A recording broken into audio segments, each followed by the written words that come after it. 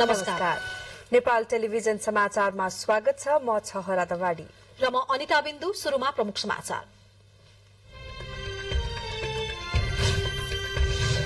सरकारले चालू आर्थिक वर्षको बजेटको आकार 14% ले घटायो। 8% को आर्थिक वृद्धिको लक्ष्य पूरा नहुने अर्थमन्त्री पौडेलको भनाई।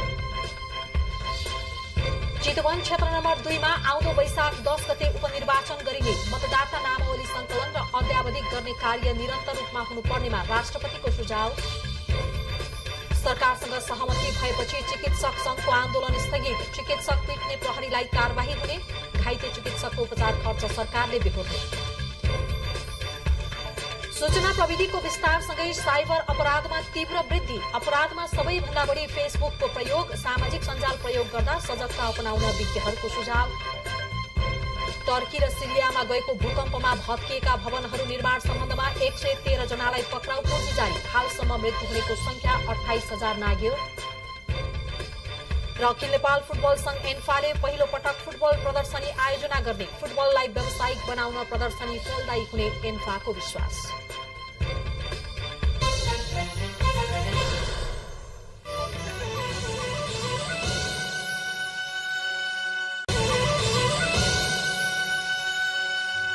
समाचार विस्तारमा। सरकारले चालू आर्थिक वर्ष 2079-80 को बजेटको मध्यावधि समीक्षा गर्दै बजेटको आकार घटाएको छ। सरकारले बजेटको आकार 2 खर्ब 44 अर्ब रुपैयाँ घटाएको हो। उपप्रधान एवं अर्थमन्त्री विष्णुप्रसाद पौडेलले आज प्रतिनिधि सभामा चालू आर्थिक वर्षको बजेटको अर्धवार्षिक मूल्याङ्कन प्रतिवेदन बारे प्रतिनिधि सभालाई जानकारी दिँदै बजेटको आकार घटाएको बताउनुभयो। चालू आर्थिक वर्षमा कुल सरकारी खर्च 17 खर्ब 93 अर्ब 83 करोड़ बराबर हुने शुरूआती अनुमान रहेकोमा त्यसलाई घटाएर 15 खर्ब 49 अर्ब 79 करोड़ रुपैयाँ कायम गरिएको छ। चालू खर्चतर्फ 11 खर्ब 83 अर्ब 23 करोड़ बराबर शुरूआती विनियोजन थियो। त्यसलाई घटाएर 10 खर्ब 21 अर्ब 92 करोड़मा झारिएको छ, जुन शुरूआती विनियोजनको 86.37% बराबर हो। त्यसैगरी पुँजीगत खर्चतर्फ 3 खर्ब 80 अर्ब 38 करोड़ बराबर शुरूआती विनियोजन रहेकोमा त्यसलाई घटाएर 3 खर्ब 13 अर्ब 85 करोड़मा झारिएको छ, जुन शुरूआती विनियोजनको 82.51% बराबर हो। समीक्षा गर्दा बजेट सन्तुलन कायम गर्ने, खर्चको प्राथमिकीकरण गरी गुणस्तर बढाउने, पुँजीगत खर्च वृद्धिमा जोड़ दिने, अत्यावश्यक बाहेकका खर्च कटौती गरी मितव्ययिता कायम गर्ने तथा राजस्व प्रशासनलाई चुस्त दुरुस्त बनाउँदै कर परिपालना बढाउने र चुहावट नियन्त्रणमा कडाई गर्ने नीति लिएको छु। आज प्रतिनिधि सभामा चालू आर्थिक वर्षको बजेटको अर्धवार्षिक मूल्याङ्कन प्रतिवेदन सार्वजनिक गर्दै उप प्रधानमन्त्री एवं अर्थमन्त्री विष्णुप्रसाद पौडेलले सरकारले चालू आर्थिक वर्षका लागि राखेको 8% को आर्थिक वृद्धि दर हासिल गर्न नसक्ने जानकारी पनि दिनुभयो। अर्थमन्त्रीले बैठकमा सरकारले चालू आर्थिक वर्षमा नयाँ कार्यक्रम र योजना प्रस्ताव नगर्ने पनि जानकारी गराउनुभयो। उहाँले निजी क्षेत्रको व्यावसायिक आत्मविश्वास जोगाउँदै वित्तीय क्षेत्रमा देखा परेका सम्पूर्ण समस्या समाधान गर्न प्रयास केन्द्रित गरेको जानकारी दिनुभयो। अर्थतन्त्रमा देखिएका समस्या समाधान गर्न निरन्तर प्रयत्न गर्दै आएको छु। निजी क्षेत्रको व्यावसायिक आत्मविश्वास जगाउन, सरकार र निजी क्षेत्र बीचको सम्बन्धलाई विश्वसनीय र सहयोगी बनाउन, राजस्व परिचालनमा देखिएको विसंगति र विचलनलाई नियन्त्रण गर्दै सुधार ल्याउन, बजेट कार्यान्वयनमा विद्यमान समस्या समाधान गर्न र वित्तीय क्षेत्रमा देखा परेका समग्र समस्या समाधान गर्न प्रयास केन्द्रित गरेको छु। त्यसैगरी आर्थिक वर्ष 2079-80 को बजेटको अर्धवार्षिक मूल्याङ्कन प्रतिवेदनमाथि सांसदहरूले राख्नु भएको जिज्ञासाको जवाफ दिँदै उप प्रधानमन्त्री तथा अर्थमन्त्री पौडेलले राष्ट्रिय आवश्यकता र प्राथमिकताका आधारमा मात्रै सरकारले वैदेशिक अनुदान, सहयोग र ऋण लिने स्पष्ट पार्नुभयो। उहाँले आवश्यकता र प्राथमिकता सुनिश्चित भएपछि मात्रै सरकारले वैदेशिक ऋण लिने प्रतिबद्धता पनि व्यक्त गर्नुभयो। प्रधानमन्त्री पुष्पकमल दाहाल प्रचण्डले मुलुकको आर्थिक विकासमा सबैलाई हातेमालो गर्न आग्रह गर्नुभएको छ। नेपाल आर्थिक पत्रकार समाज सेजनले आयोजना गरेको सेजन अवार्ड 2079 तथा नेपाल अर्थतन्त्रको आगामी बाटो विषय कार्यक्रमलाई सम्बोधन गर्नुहुँदै प्रधानमन्त्री प्रचण्डले अर्थतन्त्रमा चुनौती भएका बेला आफूले नेतृत्व गरेको र अर्थतन्त्रको विकासका लागि आफूले सकेसम्म प्रयास गर्ने बताउनुभयो। प्रधानमन्त्री प्रचण्डले अबको बाटो भनेको आर्थिक विकास र समृद्धिको भएको र यस काममा सबैले हातेमालो गर्न समेत सबैलाई आग्रह गर्नुभयो।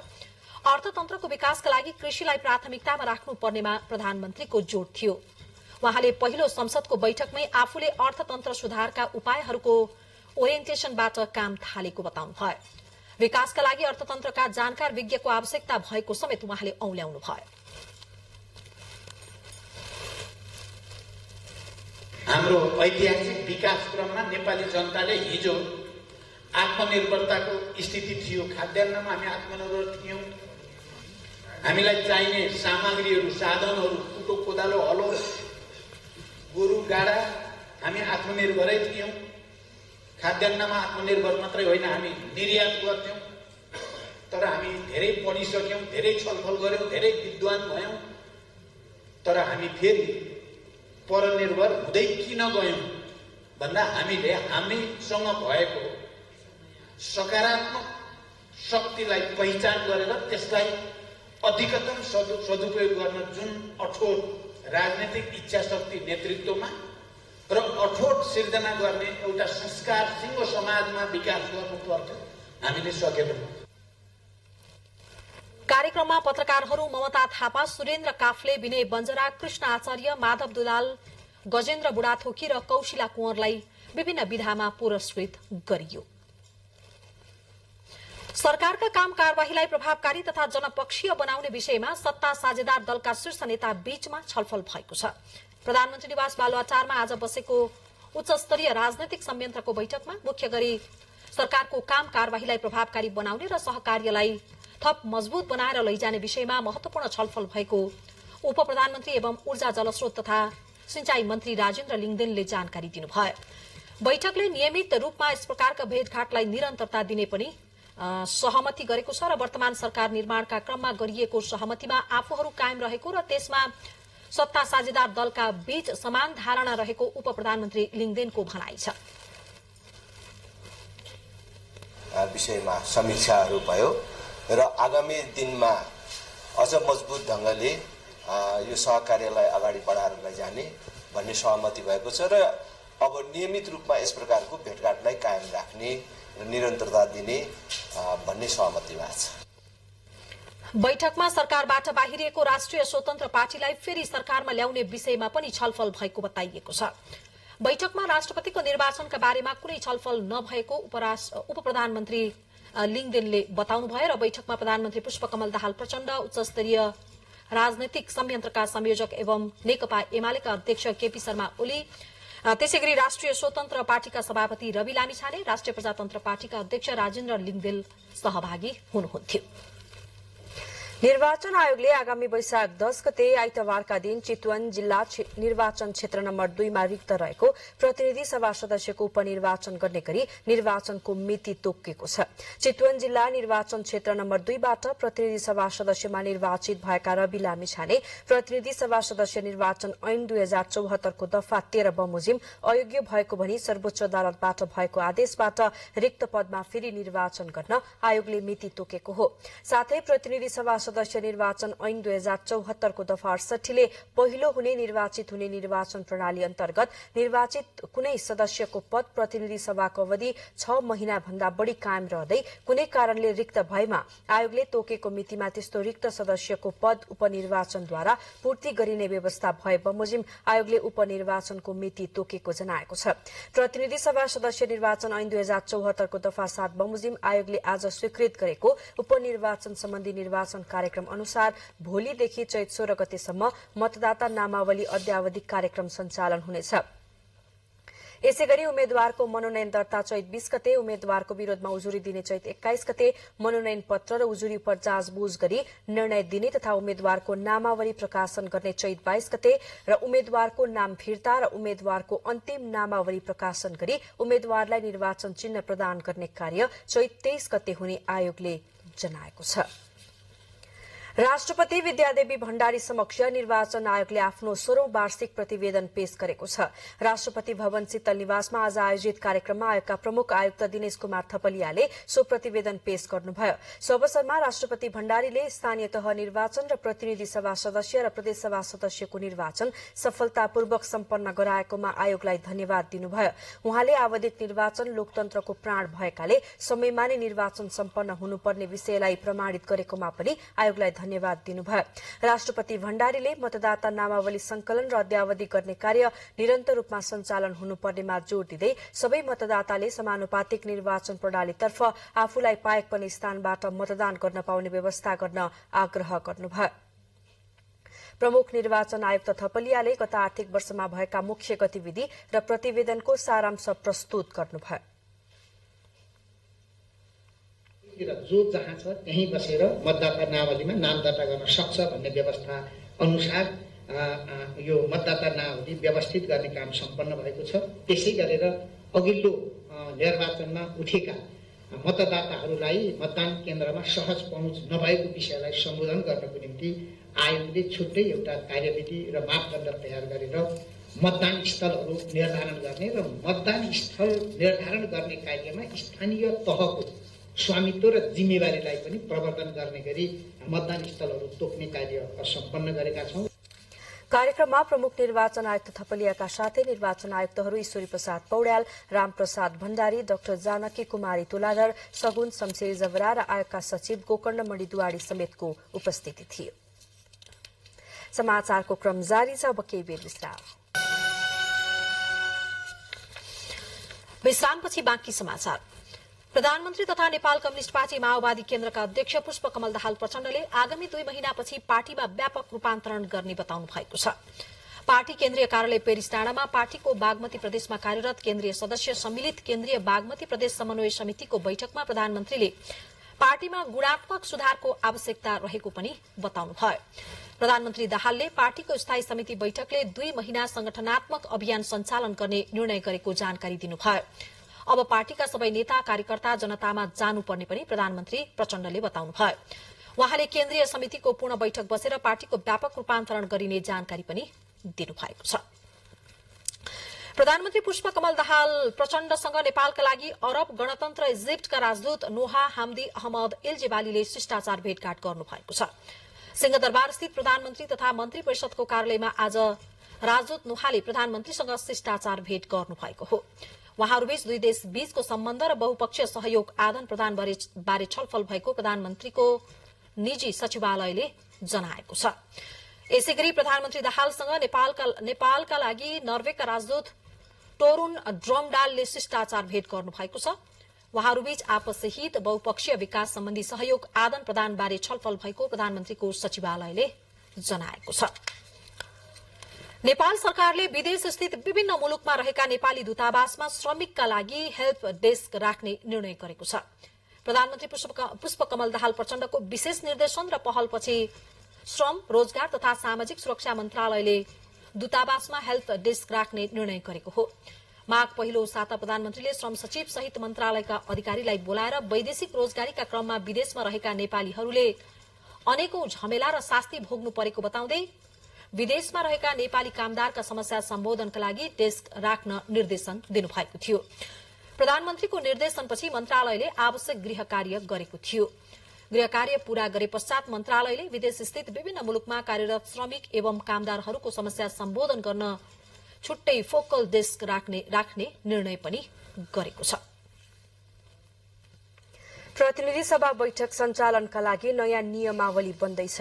नियमावली बनाउनका लागि प्रतिनिधि सभाले नियमावली मस्यौदा समिति नै गठन गरी छलफल गरिरहेको छ।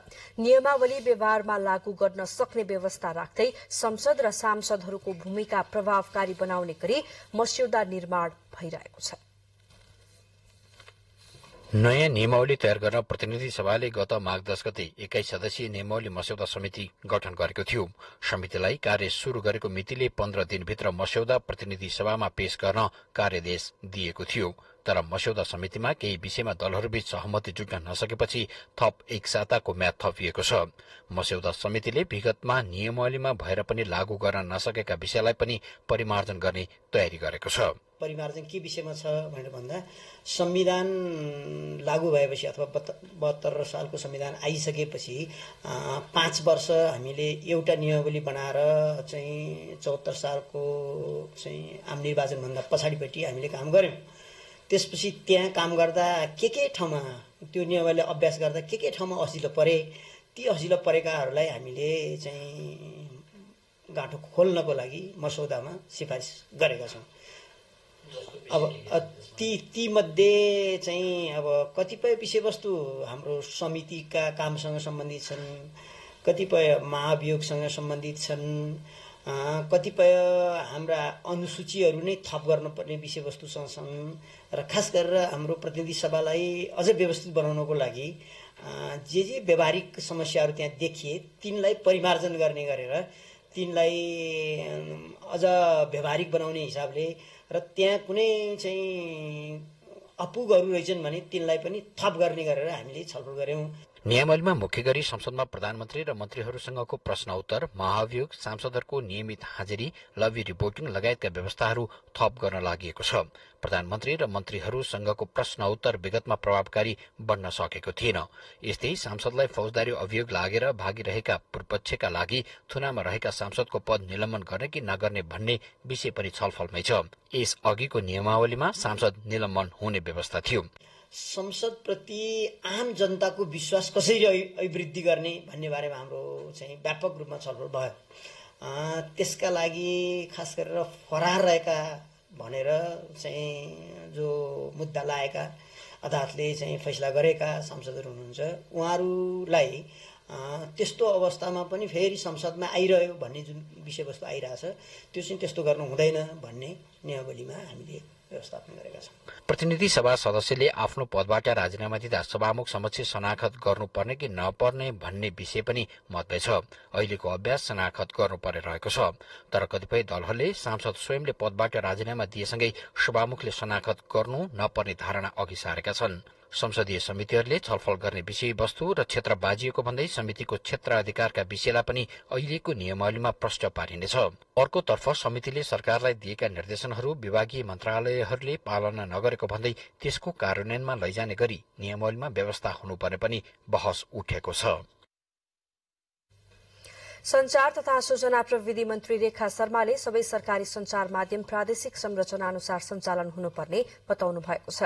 नेपाल पत्रकार महासंघ दाङ सहित दाङ जिल्लामा क्रियाशील पत्रकारका संगठनद्वारा आयोजित स्वागत तथा बधाई कार्यक्रममा उहाँले संचारसँग सम्बन्धित सबै कानून संशोधन गरी समय सान्दर्भिक बनाउने समेत स्पष्ट पार्नुभयो।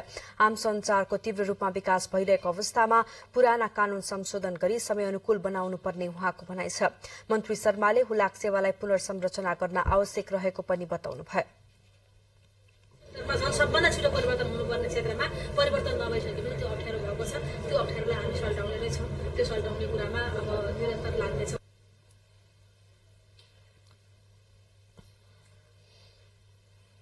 संस्कृति पर्यटन तथा नागरिक उड्डयन मन्त्री सुदन किरातीले मुलुकको राजनीतिक स्थिरता नभएसम्म अप्ठ्यारो र अस्थिरता देखिए पनि सुधारका कार्यक्रम कार्यान्वयन गर्न भने असम्भव नरहेको बताउनुभयो। राष्ट्रिय सरोकार तथा समन्वय समितिको बैठकमा उहाँले पर्यटन क्षेत्रका कार्यक्रमलाई तीव्रता प्रदान गर्ने सन्दर्भमा कतिपय विषयमा कानूनी व्यवहारिकका साथै अन्तर्राष्ट्रिय समस्या समेत झेल्नुपर्ने अवस्था रहेको बताउनुभयो। मन्त्री किरातीले मानवीय, भूगोल र प्राविधिक पक्षका आधारमा हवाईजहाज दुर्घटना हुने गरेको अध्ययनले देखाएको बताउँदै मुलुकको आवश्यकताका आधारमा विमानस्थल निर्माण हुने बताउनुभयो। समिति सभापति दिलकुमारी रावलले हवाई दुर्घटना न्यूनीकरण गर्न जाँचबुझ समितिको प्रतिवेदन कार्यान्वयन गर्न तथा भैरहवा र पोखरा विमानस्थल सञ्चालनका लागि आवश्यक पहल गर्न सुझाव दिनुभयो। नचलाई राखिराख्दा पनि निश्चित समय भएपछि उसले भनेको त्यो के सामान फेर्नै पर्दैन, उडाउन मिल्दैन। अर्को चाहिँ निश्चित घण्टा उडेपछि अनिवार्य फेर्नै पर्दैन। तर मैले यहाँ सुन्दैछु दिदी साहब, ल अब निश्चित समय त भएको हो, 3 महिना भइसक्यो, अझै एक दिन फ्लाइट गरेर मात्रै गरौँ न त भन्ने पनि छ। यो चाहिँ निकै गम्भीर प्रश्न हो। तोकिएको दिन चाहिँ फेर्नै पर्छ भन्ने।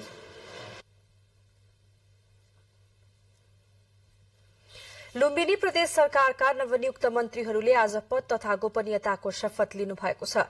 नवनियुक्त मन्त्रीलाई प्रदेश प्रमुख अमिक शेरचनले शपथ गराउनुभयो। मुख्यमन्त्रीको सिफारिशमा मन्त्री भएका आर्थिक मामिला मन्त्री जोगबहादुर महरा, खानेपानी भौतिक पूर्वाधार विकास मन्त्री इन्द्रजित थारू, स्वास्थ्य मन्त्री विष्णु प्रसाद पन्थी, वन तथा वातावरण मन्त्री दुर्गा प्रसाद चौधरी, उद्योग पर्यटन तथा यातायात व्यवस्था मन्त्री जानकी प्रसाद यादव, कृषि तथा भूमि व्यवस्था मन्त्री तुलसीराम शर्मा र सामाजिक विकास मन्त्री चन्द्रकेश गुप्ताले प्रदेश प्रमुख समक्ष शपथ लिनुभयो। मुख्यमन्त्री गिरीले गत पुस 28 गते बिना विभागीय मन्त्री बनेका 2 सहित 9 सदस्यीय मन्त्री परिषद विस्तार गरी कार्यविभाजन गर्नुभएको हो। विस्तारित मन्त्री परिषदमा सरकारको नेतृत्व गरेको नेकपा एमालेबाट 4, नेकपा माओवादी केन्द्रबाट 3 तथा राष्ट्रिय प्रजातन्त्र पार्टी राप्रपा र जनमत पार्टीबाट 1-1 जना मन्त्री नियुक्त हुनुभएको छ। समाचारको क्रम अझै जारी छ, फेरि केही बेर विश्रामपछि बाँकी समाचार। सरकारसँग 6 बुँदे सहमति भएपछि नेपाल चिकित्सक संघले आन्दोलनका सम्पूर्ण कार्यक्रम स्थगित गरेको छ। प्रधानमन्त्री तथा मन्त्री परिषद कार्यालय सिंहदरबारमा आज भएको छलफलपछि आन्दोलनका कार्यक्रम स्थगित गरिएको हो। राष्ट्रपतिको सवारीका क्रममा गत माघ 27 गते ट्रमा सेन्टरका एक चिकित्सकलाई प्रहरीले कुटपिट गरेको विरोधमा नेपाल चिकित्सक संघले देशभरका अस्पतालमा आकस्मिक बाहेकका सेवा ठप्प पार्ने निर्णय गरेको थियो। तर सरकारसँगको वार्तामा सहमति भएपछि चिकित्सकहरूले आन्दोलनका सबै कार्यक्रम फिर्ता लिएका छन्। प्रधानमन्त्री तथा मन्त्री परिषदको कार्यालयमा आइतबार बिहान सरकारी टोली र संघबीच 6 बुँदे सहमति भएपछि चिकित्सकहरू काममा फर्कन सहमत भएका हुन्। सहमतिमा चिकित्सक जनित लाल सिंह लगायतका चिकित्सकलाई प्रहरीले कुटपिट गरी घाइते बनाएपछि दोषी प्रहरीलाई कारवाही गर्ने र घाइते चिकित्सकको उपचारको सबै खर्च सरकारले बेहोर्ने सहमति भएको छ। त्यस्तै विशिष्ट व्यक्तिहरूको सुरक्षा व्यवस्थापन कार्यविधि 2077 मा गर्नुपर्ने परिमार्जन सम्बन्धमा नेपाल सरकार समक्ष 1 हप्ताभित्र सुझाव पेश गर्ने सहमति भएको नेपाल चिकित्सक संघका अध्यक्ष डाक्टर लोचन कार्कीले जानकारी दिनुभयो। सवारी चल्नेहरूको बारेमा जुन कार्यविधि 2077 को रहेछ, त्यो कार्यविधिलाई परिवर्तन गरेर आम सर्वसाधारणलाई असहज हुने नगरिकन र विशेष गरिकन अस्पताल विद्यालय जस्ताहरूलाई रुट इन रुट नगरिकन कसरी यसलाई सहज गर्न सकिन्छ भन्ने कुरामा 1 हप्ताभित्रमै त्यस एउटा के भन्छ सुझाव दिने र सरकारले त्यसलाई तत्कालै लागू गर्ने गरिकन जाने भन्ने कुरामा निर्णय भएको छ। यसअघि चिकित्सकको आन्दोलनका कारण अस्पताल ठप्प भएपछि उपचारको माग गर्दै वीर अस्पताल अघि सर्वसाधारणले विरोध प्रदर्शन गरेका थिए। भर्खरै यहाँ पुग्नु भयो कि 10 बजेतिर यहाँ पुग्नु भयो तर बन्द भन्छ। के गर्ने आज भएन भने के गर्न, बस्यो कुरो जानु होला नि डेरामा रुममा। तर आफ्ना माग पूरा हुने सहमतिपछि चिकित्सक संघले आन्दोलनका सबै कार्यक्रम स्थगित गरी आफ्नो काममा फर्कन सबैलाई आह्वान गरेपछि देशैभरका चिकित्सक काममा फर्किएका छन्। क्यामेरा पर्सन विनय देसार र रोबिन दाहालका साथमा दिलीपा श्री अधिकारी, नेपाल टेलिभिजन, काठमाडौँ।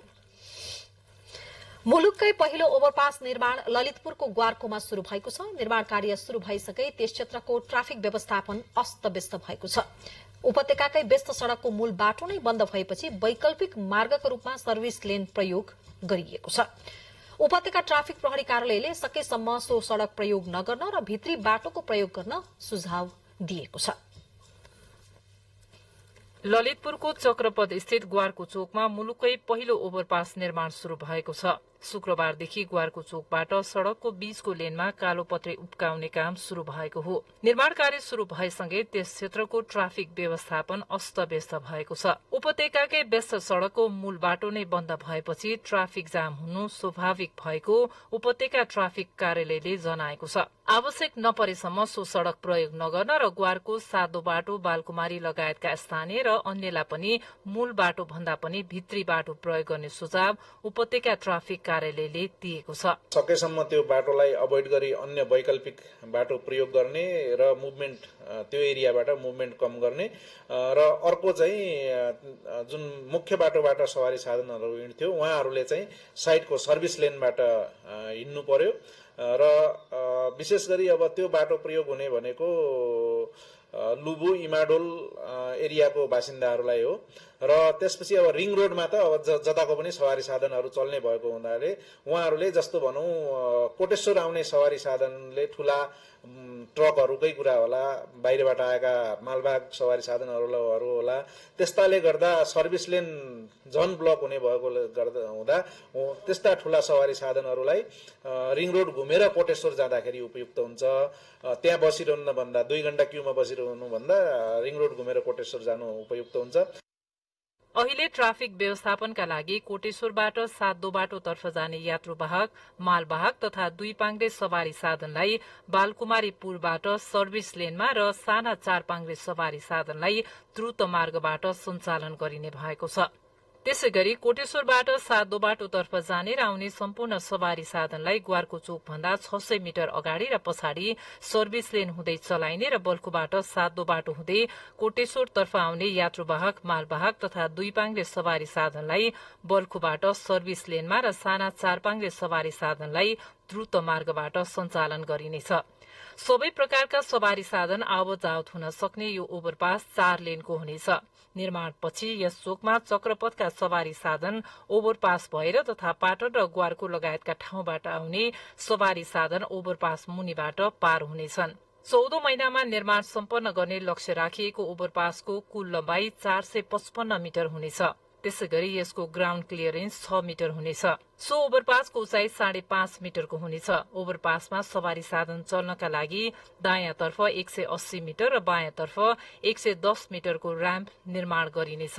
चक्रपथको विस्तारित खण्ड कोटेश्वरदेखि कलंकीसम्म मुख्य जाम हुने 3 ठाउँमा ओभरपास निर्माण गरिने लक्ष्य छ। चक्रपथको ग्वारको सहित सातो बाटो र एकान्त कुना चोकमा पनि ओभरपास निर्माण गरिने सड़क विभागले जनाएको छ। क्यामेरामा शिव पंगिनीका साथ सुभद्रा गौतम, नेपाल टेलिभिजन, काठमाडौँ। सरकारले फागुन 1 गते जनयुद्ध दिवसको रूपमा सार्वजनिक विदा दिने निर्णय गरेको छ। प्रधानमन्त्री तथा मन्त्री परिषदको कार्यालय सिंहदरबारमा आज बसेको मन्त्री परिषद बैठकले सो निर्णय गरेको हो।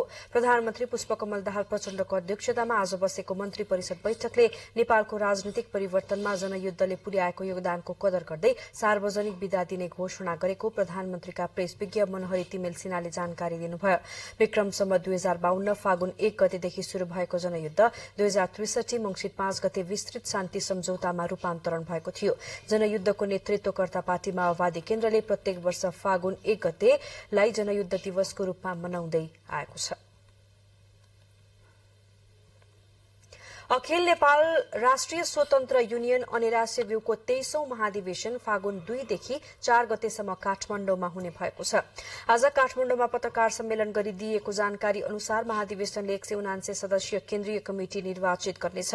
महाधिवेशनबाट 17 जना पदाधिकारी र अनुशासन आयोग, लेखा आयोग र निर्वाचन आयोग पनि चयन हुनेछन्। अनेरा सेव्युका अध्यक्ष सुनिता बरालका अनुसार 77 जिल्लाका मावि कमिटी, पालिका कमिटी, जिल्ला कमिटी तथा विभिन्न विश्वविद्यालय अन्तर्गतका क्याम्पसहरूबाट समेत गरी करिब 1573 प्रतिनिधिहरू सहभागी हुनेछन्।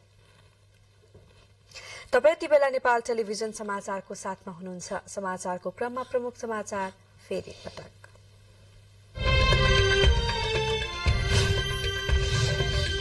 सरकारले चालू आर्थिक वर्षको बजेटको आकार 14% घटायो। 8% आर्थिक वृद्धिको लक्ष्य पूरा नहुने अर्थमन्त्री पौडेलको भनाई। चितवन क्षेत्र नम्बर 2 मा आउँदो वैशाख 10 गते उपनिर्वाचन गरिने। मतदाता नामावली संकलन र अद्यावधि गर्ने कार्य निरन्तर रूपमा सञ्चालन हुनुपर्नेमा राष्ट्रपतिको सुझाव। सरकारसँग सहमति भएपछि चिकित्सक संघको आन्दोलन स्थगित। चिकित्सक पिट्ने प्रहरीलाई कारवाही हुने। घाइते चिकित्सक उपचार खर्च सरकारले बेहोर्ने। सूचना प्रविधिको विस्तारसँगै साइबर अपराधमा तीव्र वृद्धि। अपराधमा सबैभन्दा बढी फेसबुकको प्रयोग। सामाजिक सञ्जाल प्रयोग गर्दा सजगता बनाउन विज्ञहरूको सुझाव।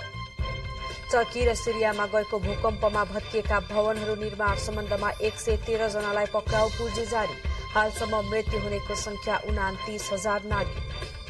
र अखिल नेपाल फुटबल संघ एन्फाले पहिलो पटक फुटबल प्रदर्शनी आयोजना गर्ने। फुटबललाई व्यावसायिक बनाउन प्रदर्शनी फलदायी हुने विश्वास।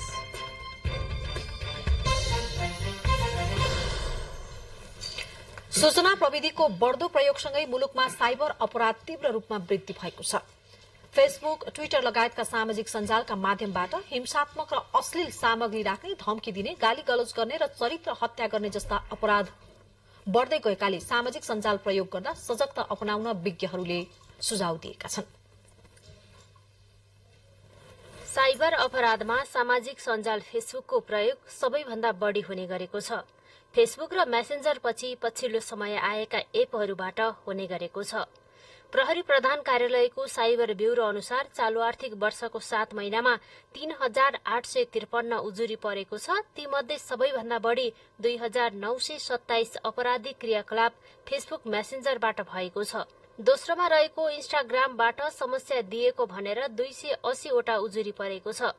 पछिल्लो समय लोकप्रिय बन्दै गएको टिकटकलाई पनि आपराधिक क्रियाकलाप गर्नेले माध्यम बनाएका छन्। टिकटकबाट अपराध भएको भनेर 262 वटा उजुरी परेको छ। चालू आर्थिक वर्षको 7 महिनाको अवधिमा परेको यो उजुरीको कुल तथ्याङ्क गत वर्षभरि परेको उजुरीहरूको हाराहारीमा छ। आर्थिक वर्ष 2078-79 मा 4,686 साइबर अपराधका उजुरी प्रहरीमा दर्ता भएकोमा अहिले 7 महिनाको अवधिमै यस्तो संख्या 2,927 पुगिसकेको छ। विगतका वर्षहरूमा पनि फेसबुक र फेसबुक मेसेन्जरलाई नै आपराधिक क्रियाकलाप गर्नेहरूले बढ़ी प्रयोग गर्ने गरेको प्रहरीको उजुरी तथ्याङ्कले देखाउँछ। अपवाद वा भूलवश भन्दा पनि नक्कली परिचय खुलाएर अपराध गर्ने क्रम बढ्दो भएकोले यसबाट बच्न सजग हुनुपर्ने विज्ञको सुझाव छ। Facebook, Twitter, Instagram, even WhatsApp जति पनि हामी सोशल मिडिया प्लेटफर्म चलाउँछौँ, पहिलो कुरो चाहिँ हामीले त्यो अकाउन्ट बनाउने एउटा एज लिमिट छुट्याएको छ। हामी के गर्छौँ भने आफ्नो बाबु नानीको अकाउन्ट पनि एज भन्दा माथि 16+ बनाएर गरिदिरहेछौँ होइन। फर्स्ट त एज हो। दोस्रो कुरा हामीसँग इमेल अकाउन्टबाट बनाउनुपर्छ, मोबाइल नम्बरबाट होइन। नर्मली के गर्नुहुन्छ भने मोबाइल नम्बरबाट फेसबुक अकाउन्ट बनाउनुहुन्छ। त्यसले गर्दा इजी एक्सेस हुन्छ। तपाईँ जुनसुकै लोकेसनमा जानुहुन्छ त्यो मोबाइलको जिपिएसबाट पनि तपाईँको त्यो एरिया, त्यो ठाउँ लोकेसन ट्र्याक गर्न सकिन्छ। फेसबुक मेसेन्जर, टिकटक, इन्स्टाग्राम चलाउनेहरूले अनावश्यक र नचिनेको व्यक्तिहरूसँगको वार्तालापबाट बच्न विज्ञहरूले सुझाव दिएका छन्। साइबर अपराधबाट बच्न फेसबुक, इमेल तथा अन्य अनलाइन एकाउन्टको पासवर्ड कम्तीमा पनि महिनामा एक पटक परिवर्तन गर्न उनीहरूले सुझाव दिएका छन्। आफ्नो दैनिकी वा आफ्नो जीवनमा घटिरहेका सम्पूर्ण घटनाहरू कहिले पनि सामाजिक सञ्जालमा पोस्ट गर्नु हुँदैन। यस्ता कुराहरू ख्याल गरेर इन्टरनेटको प्रयोग गर्दा मात्र सुरक्षित हुन सक्ने विज्ञहरूको भनाइ छ। यो साइबर क्राइमलाई हामीले मिनिमाइज गर्ने हो भने तपाईको इन्टरनेसनल यो रिलेसनशिप हुन्छ कि यो चाहिँ अब यो हामीले bilateral multilateral relation for cyber defence भन्छौँ। सो यो कुराहरू चाहिँ नि हामीले अब अलिकति गभर्मेन्ट पनि स्ट्रङ हुनु पर्यो र त्यो तरिकाको एलायन्समा पनि हामी जान सक्नु पर्यो। अनि बल्ल एक ठाउँबाट भयो भने पनि अरू कन्ट्रीहरूले पनि हेल्प गरेर चाहिँ हामीलाई यसको डिफेन्समा बसेर चाहिँ काम गर्न चाहिँ नि सहयोग गर्न सक्नुहुन्छ। 15 देखि 25 उमेर समूहका युवाहरू साइबर अपराधमा बढ़ी संलग्न भएको साइबर ब्यूरोले जनाएको छ। क्यामेरामा प्रद्युम्न मिश्राको साथमा Durga Khadka, Nepal television.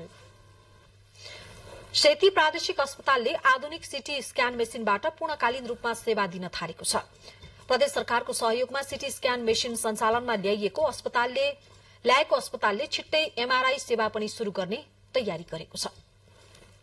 CT scan सेवाको अभावले उपचारमा हुँदै आएको समस्याबाट छुटकारा पाउँदै बिरामीहरूको उपचार गर्न अझै सहज भएको छ।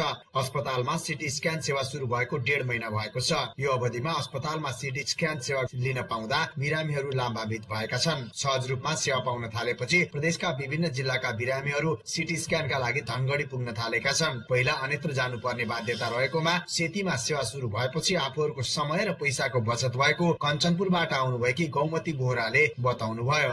सेवा सुविधा मैले केही लिएको छैन, पहिलोचोटि सिटी स्क्यानको लागि मात्रै आएको।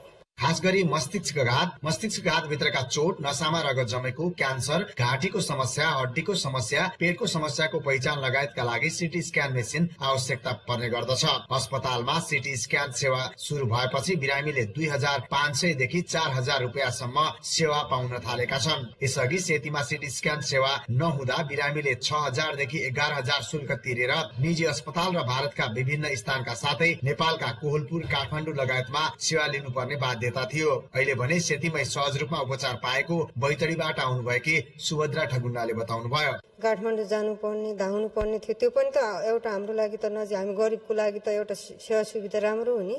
आर्थिक वर्ष 77-78 सुदूरपश्चिम प्रदेशको सामाजिक विकास मन्त्रालयले सेती प्रादेशिक अस्पतालका लागि सिटी स्क्यान खरिदका लागि 9 करोड रुपियाँ बजेट विनियोजन गरेको थियो। भवन अभावका कारण मेसिन सञ्चालनमा झण्डै 1 वर्ष ढिलो भएको हो। तर सिटी स्क्यान सेवा ढिलै भए पनि सुरु भएपछि बिरामीलाई भने राहत भएको र आगामी दिनमा थप सेवाहरू विस्तार गर्दै जाने अस्पताल विकास समितिका अध्यक्ष निर्मल शाहले बताउनुभयो। हामी दक्ष जनशक्ति उपकरणहरू सबै चाहिँ व्यवस्थामा मानवीय व्यवस्थापन सबै हामी गर्दैछौँ। अस्पतालले छिट्टै एमआरआई सेवा पनि सुचारू गर्ने तयारी गरेको छ। एमआरआई केही महिनाभित्र जडान गरी यो सेवा पनि सञ्चालनमा ल्याइने अस्पतालको दाबी छ। सीताराम ओझा, नेपाल टेलिभिजन, कैलाली।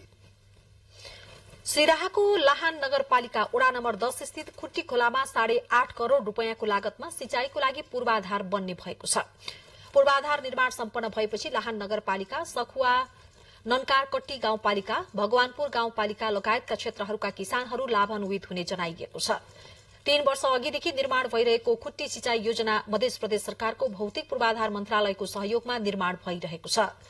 काम जोडतोडका साथ भइरहेकाले असार मसान्तबाटै कृषकहरूले सिंचाई सेवा पाउने सिंचाई विकास डिभिजन कार्यालय सिराहाका डिभिजनल प्रमुख अरुण कुमार यादवले जानकारी दिनुभयो। तनहुको ब्यास नगरपालिकाले गौ संरक्षण केन्द्र सञ्चालनमा ल्याएपछि लोपोन्मुख अवस्थामा रहेको गिद्धको संरक्षण हुन थालेको छ। गौ संरक्षण केन्द्रका मृत गाई गिद्धका आहारा भएपछि सो क्षेत्र गिद्धको संरक्षण स्थलको रूपमा समेत विकास हुँदै गएको छ। तनहुको ब्यास नगरपालिकाले गौ संरक्षण केन्द्र सञ्चालनमा ल्याएपछि लोपोन्मुख अवस्थामा रहेका गिद्धको संरक्षण हुन थालेको छ। ब्यास नगरपालिका 10 सिसुवा भतेरी स्थित गौ संरक्षण केन्द्रका मृत गाई आहारा भएपछि गिद्धको आश्रय स्थल बनेको हो। गौ संरक्षण केन्द्र निर्माण हुनुअघि उक्त स्थानमा गिद्धहरू देखिन कठिन हुने गरे पनि अहिले विभिन्न प्रजातिका 60 देखि 70 वटा गिद्धहरू बस्ने गरेका छन्। गिद्धको वासस्थान बनेपछि सिसुवा भतेरी क्षेत्रको वातावरण समेत राम्रो भएको ब्यास 10 का वडा सदस्य यज्ञ प्रसाद शर्मा बताउनुहुन्छ। हिजोका दिनहरूमा यहाँ धेरै हैजा आउने यस्तो भइरहन्थ्यो। यो गिद्धहरू यहाँ आउने हुँदा यहाँको अवश्य वायुमण्डल भएको यो सिनोलाई अथवा यहाँ भएको जुन विषाक्त त्यस्तोलाई पनि उनीहरूले आफूले खाने आहारहरूमा लिने हुँदा यहाँ अहिले त्यस्तो प्रकोप पनि भएको अवस्था छ। 4 वर्षदेखि सञ्चालनमा रहेको उक्त गौ संरक्षण केन्द्र क्षेत्रमा हाल विभिन्न 9 प्रजातिका गिद्धहरू देखिने गरेका छन्। दिउँसो मृत गाईको मासु खाने र साँझ सँगैको मादी नदी छेउको सिमलको रूखमा गएर गिद्ध बस्ने गरेको शिवालय गौ संरक्षण केन्द्रका अध्यक्ष तुलसीराम सापकोटाले जानकारी दिनुभयो। गिद्धहरू चाहिँ पारीको जंगलमा सिमलको रूपमा बस्छ र त्यो सिमल यहाँ आएर सिनो खान्छ। अहिले हामी हेर्न पनि सक्छौँ, हेरि पनि सकियो। यसले गर्दाखेरि एकतिर चाहिँ जुन सडे गलेको चिजहरूलाई हामीले चाहिँ वातावरणीय कुशिकारको रूपमा गिद्धलाई पनि संरक्षण गरेका छौँ। ब्यास नगरपालिकाले गौ संरक्षण केन्द्रका लागि 3 जना कर्मचारी र वार्षिक 10 लाख रुपियाँको पराल र चोक्करको व्यवस्था गर्दै आएको छ।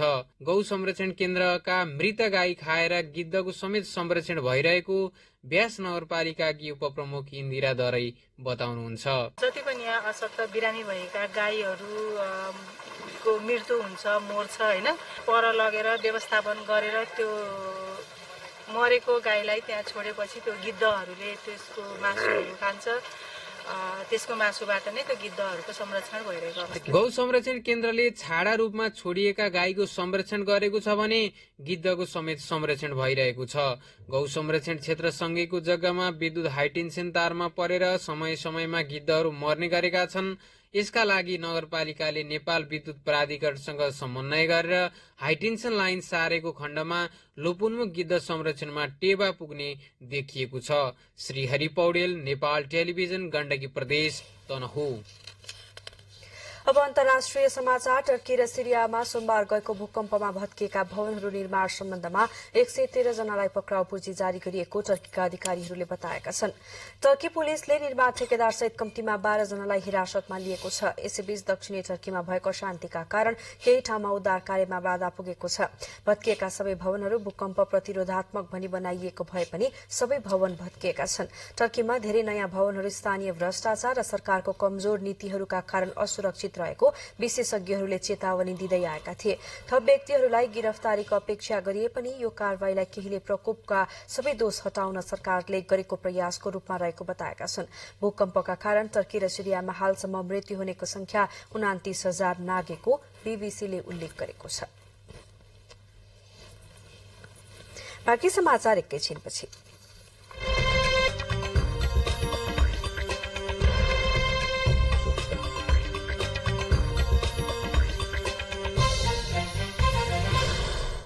अब आर्थिक समाचार।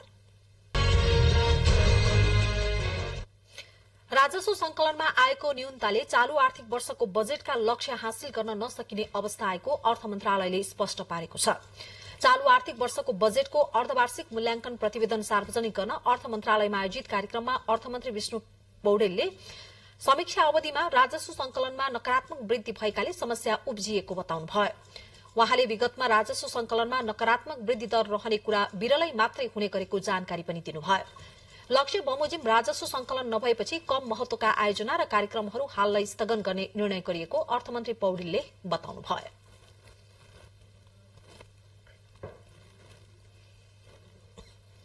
हामीले बजेटको साइजमा यो चाहिँ हामीले यो चाहिँ रिसोर्स मोबिलाइजेसनको सम्भावना, खर्च व्यवस्थापनको क्षमता, यो सम्भावना, यो सबै चिजहरूको वस्तुनिष्ठ मूल्याङ्कन गरिकन यो चाहिँ यसलाई रिसाइजिङ गरेको कुरा हो र जे गरेका छौँ त्यो कार्यान्वयन गर्न सक्छौँ भन्ने विश्वासको साथमा हामीले प्रस्तुत गरेका छौँ। चालू आर्थिक वर्षभरिमा 14 खर्ब 3 अर्ब रूपियाँ राजस्व संकलन गर्ने लक्ष्य सरकारको रहेकोमा पछिल्लो 6 महिनामा 4 खर्ब 83 अर्ब रूपियाँ मात्रै राजस्व संकलन भएको त्यस अवसरमा जानकारी गराइयो। अब खेलकुद समाचार।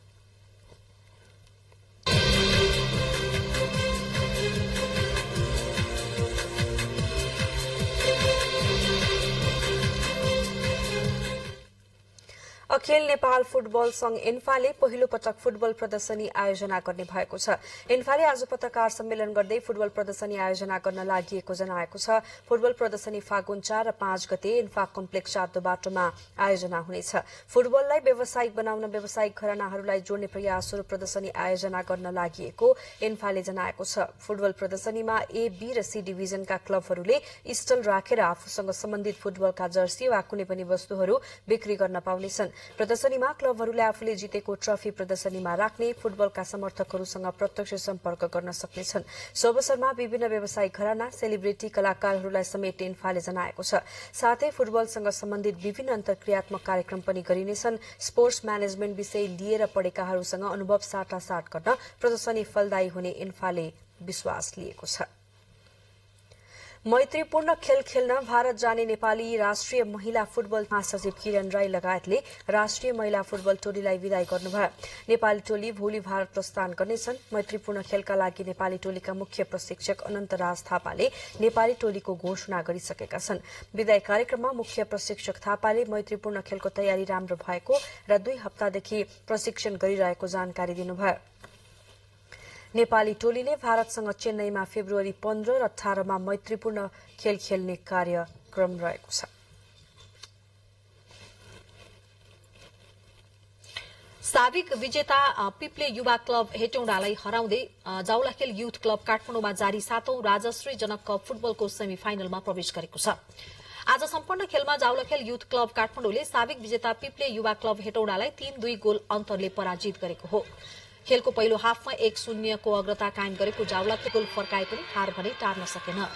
जाउलाखेलको अग्रताका लागि खेलको 15औं मिनेटमा विशाल तामाङले पहिलो गोल गरेका थिए। 77औं मिनेटमा विनोद केसीले दोस्रो गोल गरे पनि अतिरिक्त समयमा जाउलाखेलका हिशुब थपलियाले तेस्रो गोल गरेका थिए।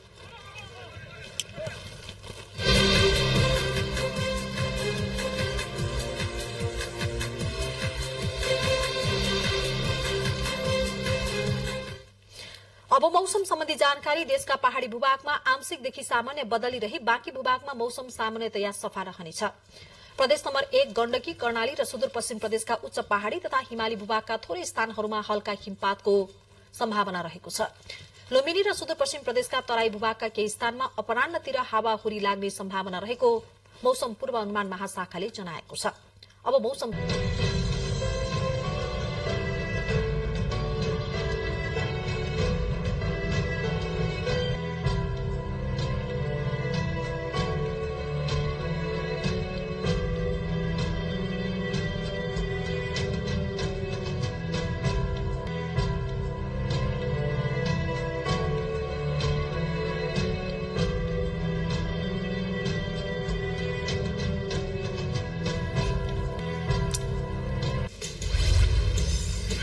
समाचार बुलेटिनको अन्त्यमा प्रमुख समाचार फेरि एकपटक।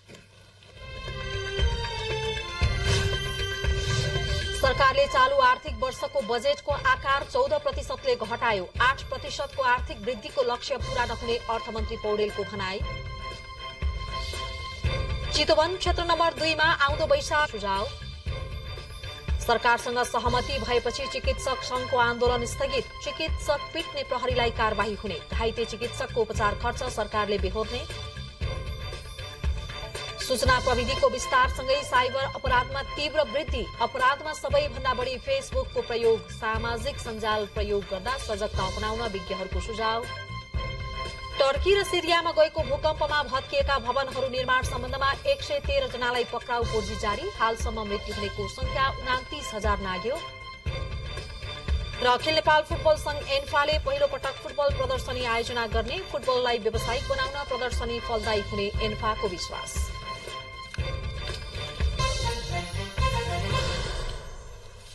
हवस् त यसको साथै यो समाचार बुलेटिन यही सकिन्छ। तपाईँ नेपाल टेलिभिजन हेर्दै गर्नुहोला।